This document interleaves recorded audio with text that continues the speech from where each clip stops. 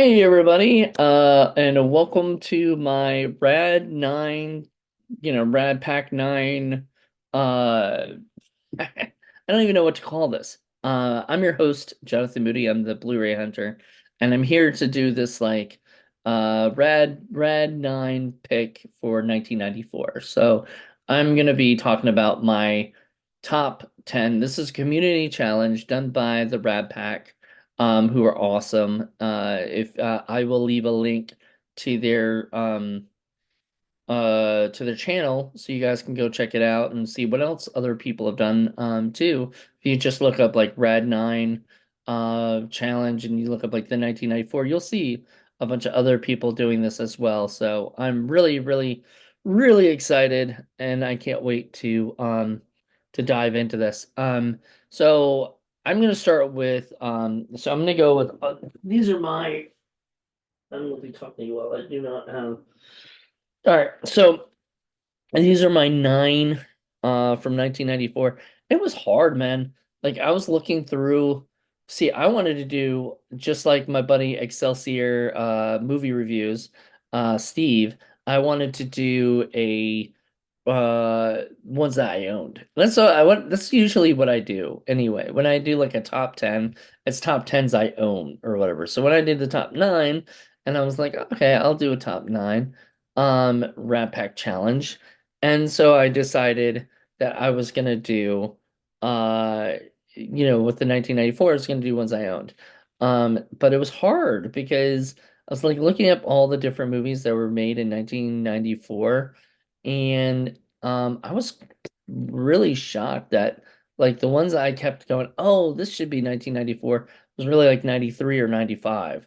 So 94 was a hard year, but I knew there's a few that I really knew was gonna be like the ones I do. And I actually watched a few episodes of People's and saw some that I already knew I was going to be picking. So if I picked ones that are, I mean, I can't be 100% original. There might be a couple in here that you might be shocked by, because other people either don't do it or you know, these weren't their favorites of 1994. But I'm gonna start out with one of the most popular ones. This is my number nine, and this is in order of like my favorites, and stuff. So just get ready. Some people don't do that. Some people just pick nine and then they just say whatever nine, or whatever. I'm not like that. I have to be organized. I have to figure this out. And my number nine is The Crow.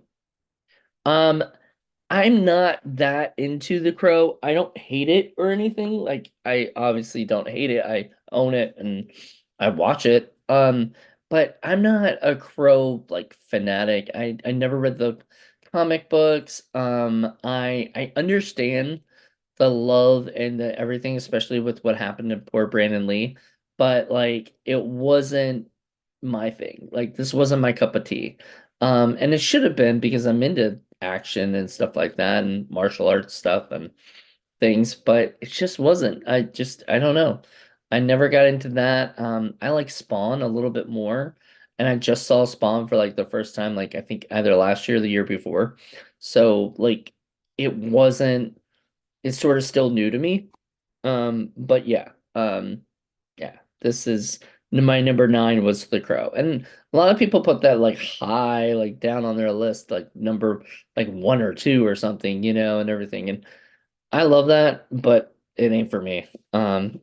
It's a great movie, and that's why it's on the list. But and you're gonna be like, what? This was like on the list above, The Crow. Yeah, it was. It is.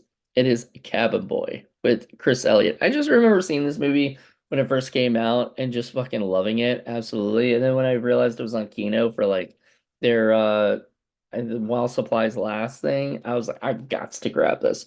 And it's got like commentary by Chris Elliott and and other stuff. So it's a really good Kino Lorber Blu-ray. I think it's definitely worth checking out if you get a chance to watch it. All right, my number eight movie is Camp Nowhere. Now, this is the one I was pretty much thinking that most people would be like, "Oh my God!"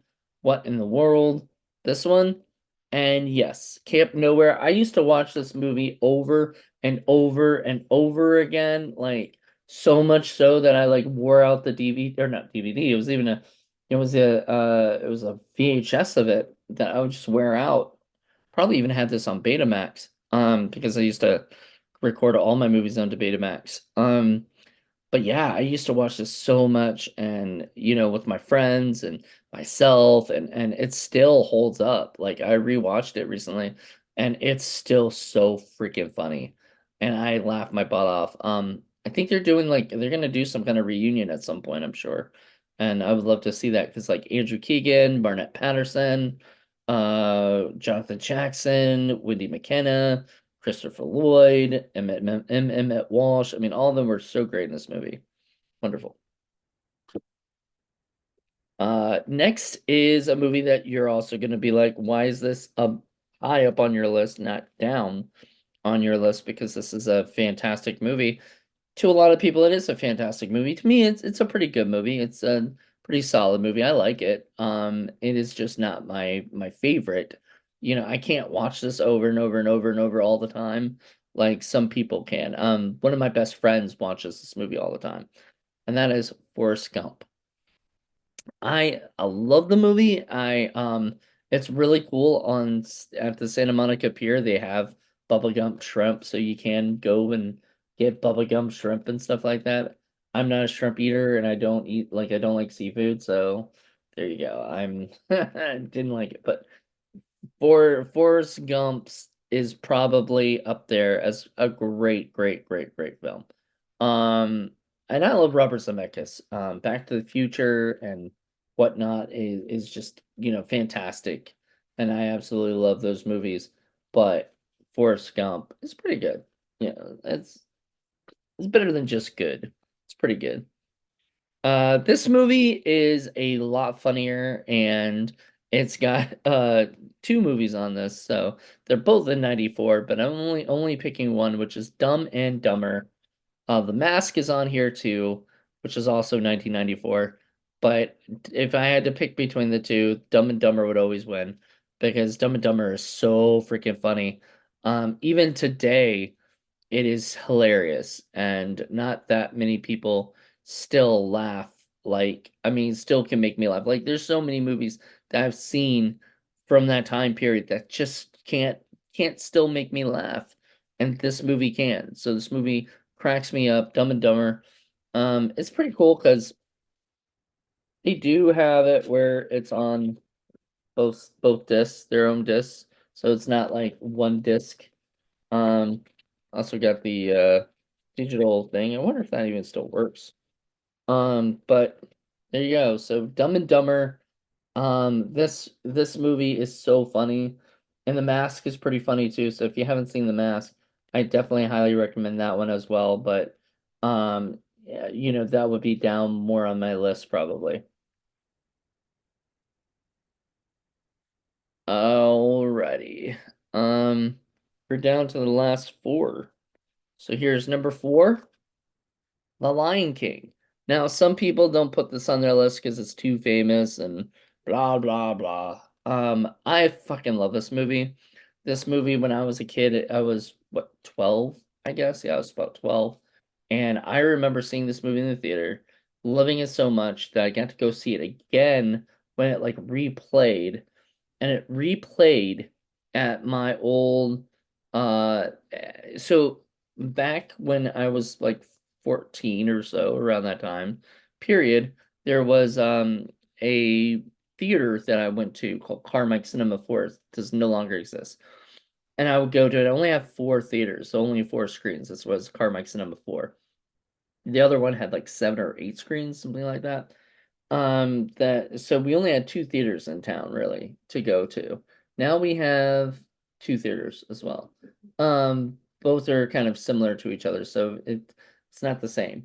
But Carmike used to have this thing where if you brought in cans, like cans of green beans or peas or whatever, kind of vegetables, they would give you a free ticket.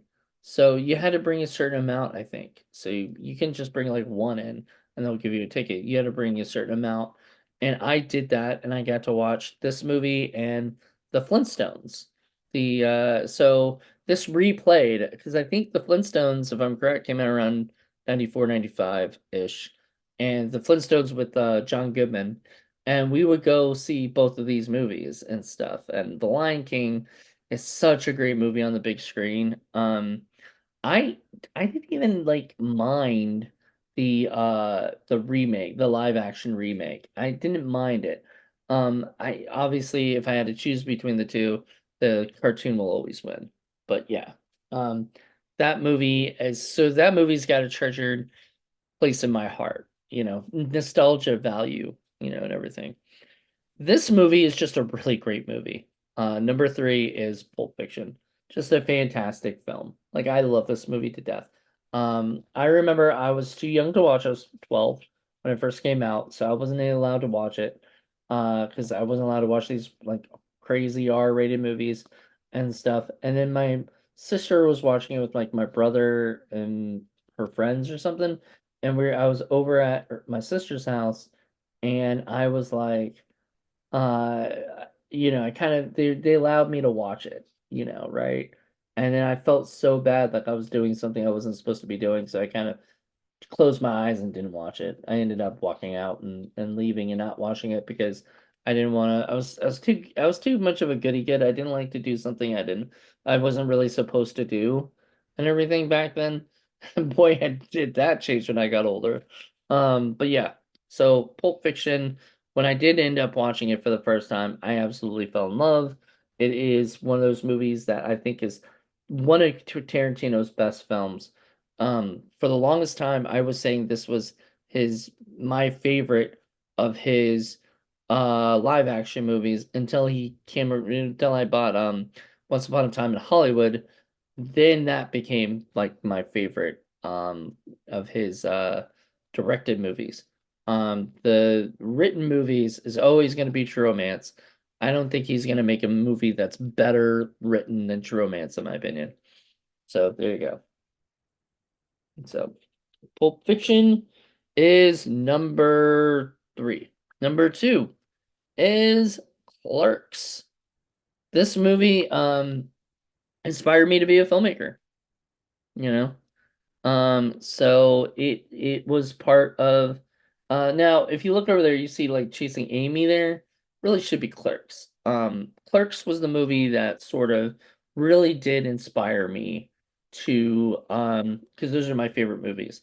But Clerks was the movie that really inspired me to the first movie I ever saw of Kevin Smith was Mallrats, and then I saw Clerks, and I said, "Whoa, he made this for like $27,000, and with his friends or like with like local people around him, not like big stars. Like you can do that. Like I didn't think that was even possible.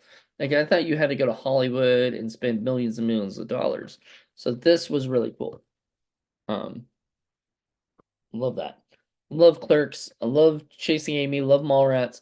Love the Jersey trilogy, quadrilogy, whatever it is, because all the way up to probably Jane Silent Bob Strike Back. And then after that, he continued to make great films, but not up there like that. And last but not least is Ed Wood, another movie that inspired me to be a filmmaker and probably is my favorite film of all time. I forgot that it was 1994 until I saw it on a list somewhere and I was like, it's one of my favorite movies. Um, yeah, 1994, I believe. If it says 1995, I'm gonna be really upset because I've been banking this on being 1994. I think it's 94. Shoot. Because originally I thought it was like 98. But then I was like, no, that's when I saw it, was 98. 94 is when it came out. So it was yeah, so it's Ed Wood. If you haven't seen this movie, it's about the guy that was voted like the worst filmmaker of all time. He is not the worst filmmaker of all time. I could give you a list of like 20 people that probably would be better fitted for that. But even then, they're not the worst filmmakers of all time because we don't know who the worst filmmaker of all time is because there's just a million filmmakers out there, you know. And what made him the worst filmmaker, I guess, at that time was they were doing the Golden Turkey Awards. And so they saw Plan 9 from Outer Space and said it was the worst film of all time or whatever, and it's really not that bad. It's very watchable, which I think a really bad movie is something that's hard to watch, because it's just so boring or just bad, just badly done. Um, this movie is just fantastic. I love it. Um, I think I've got the copy that has it doesn't say it listed on here, but I think it still has it. There's a documentary on I believe on cross-dressers in this thing, on transgender people in this one, and then they took it out, if I'm correct. Like there was a documentary that they had, and then like a featurette, and then they took it out and and didn't replace it with anything, just took it out because I guess they were getting a lot of flack for it.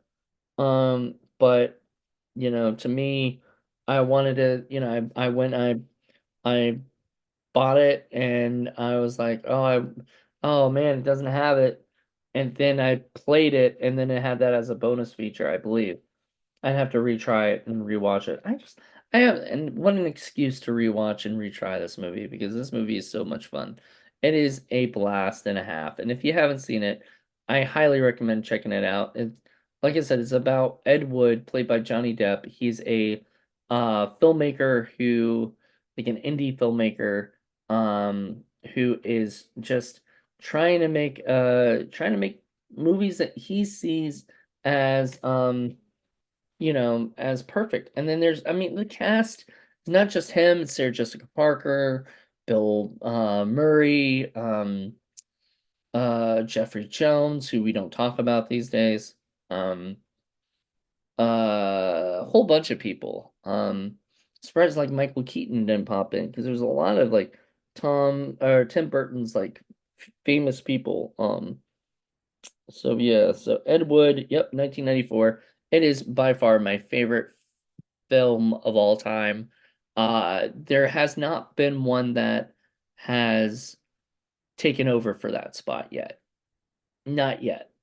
There have been many movies that I've seen since then, but no, this is like my favorite film of all time. Like I cannot pick anything other than this one. So hope you guys enjoyed this. I love every single one of these movies, and from 1994. I mean, even if I don't watch them as much as the other ones, like the Crow, I still respect it a lot, and I believe what it was. Like I don't feel like it's an underrated film or overrated film or anything. Like I feel like it is definitely really well done and fantastic. And if you haven't gotten a chance to see any of these movies, all of them, I highly recommend. Um, Camp Nowhere, it's just so funny and so goofy and so family oriented that if you're really into family movies and whatnot, then I would definitely suggest that. Like if you want to watch something with your kids, Camp Nowhere is a perfect movie. So, for that. So, thank you guys. Hope you guys enjoyed this and look out for more of these when other community challenges happen and arise. But for now, that was it for my Rad Pack 9 I guess favorite movies of 1994. So, till then everybody. Bye.